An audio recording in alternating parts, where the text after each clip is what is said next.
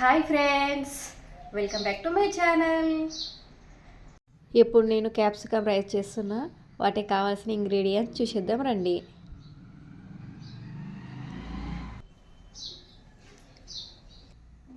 కొత్తిమీర, క్యారెట్, కరివేపాకు, క్యాప్సికమ్, నెయ్యి, ఆయిల్, సోయా సాస్,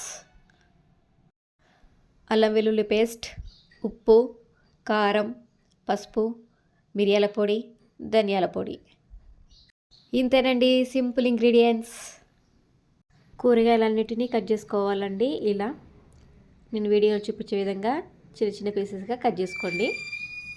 ఇలా నేను ముందే అన్నాన్ని ఉడికించి ఇట్లా చల్లార పెట్టేసుకుంటున్నానండి. అన్నం చల్లార పెట్టుకోవడం వలన అన్నం పొడి పొడిగా ఉంటుందండి.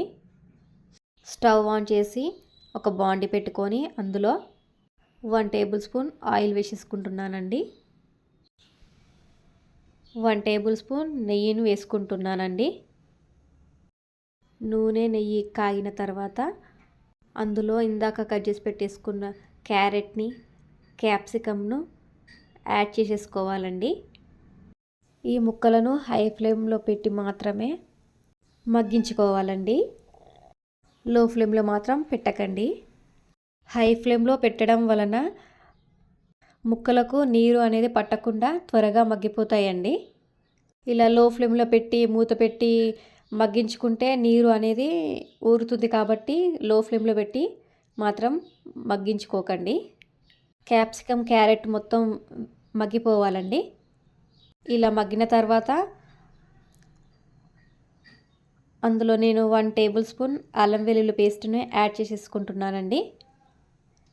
ఇలా అల్లం వెల్లుల్లి పేస్ట్ వేసిన తర్వాత అందులో 1/2 టీ స్పూన్ పసుపును యాడ్ చేసేసుకుంటున్నానండి. తర్వాత అందులో కరివేపాకును వేసేసుకొని కొత్తిమీరను కూడా యాడ్ చేసేసుకుంటున్నానండి. ఇవన్నిటిని పచ్చివాసన పోయేంత వరకు వేపుకోవాలండి. క్యాప్సికమ్ రైస్ ఇలా ఒకసారి ఖచ్చితంగా ట్రై చేయండి, చాలా టేస్టీగా ఉంటుందండి. ఇందాక ఉడికించి పెట్టుకున్న అన్నంని ఇందులో వేసేసుకోవాలండి. ఇలా అన్నం మొత్తాన్ని వేసేసుకొని దాంట్లో నేను 1/2 టీ స్పూన్ కారాన్ని వేసేసుకుంటున్నానండి. 1 టేబుల్ స్పూన్ సాల్ట్ని వేసేసుకుంటున్నానండి. 1/2 టీ స్పూన్ మిరియాల పొడిని వేసేసుకుంటున్నానండి. 2 టేబుల్ స్పూన్ ధనియాల పొడిని వేసేసుకుంటున్నానండి. ఇక్కడ కారం, పెప్పర్ తీసుకున్నాం కాబట్టి మీరు తినే కారాన్ని బట్టి వేసేసుకోండి. ఇక్కడ 2 టేబుల్ స్పూన్ సోయా సాస్ని వేసేసుకుంటున్నానండి. లాస్ట్లో కొత్తిమీర వేసేసుకొని మొత్తం మిక్స్ అయ్యే విధంగా కలుపుకోవాలండి. ఇలా నేను వీడియోలో చూపించే విధంగా మొత్తం కలిసే విధంగా కలిపేసుకోవాలండి. అంతేనండి, simple and tasty capsicum rice ready. నా వీడియోస్ నచ్చినట్లయితే నా ఛానల్ని సబ్స్క్రైబ్ చేసుకోండి, లైక్ చేయండి, షేర్ చేయండి, కామెంట్ చేయండి. క్యాప్సికమ్ రైస్లో ఆనియన్స్ పెట్టుకొని తింటే బాగుంటుంది. ఓకేనండి, మళ్ళీ వీడియోలో కలుద్దాం.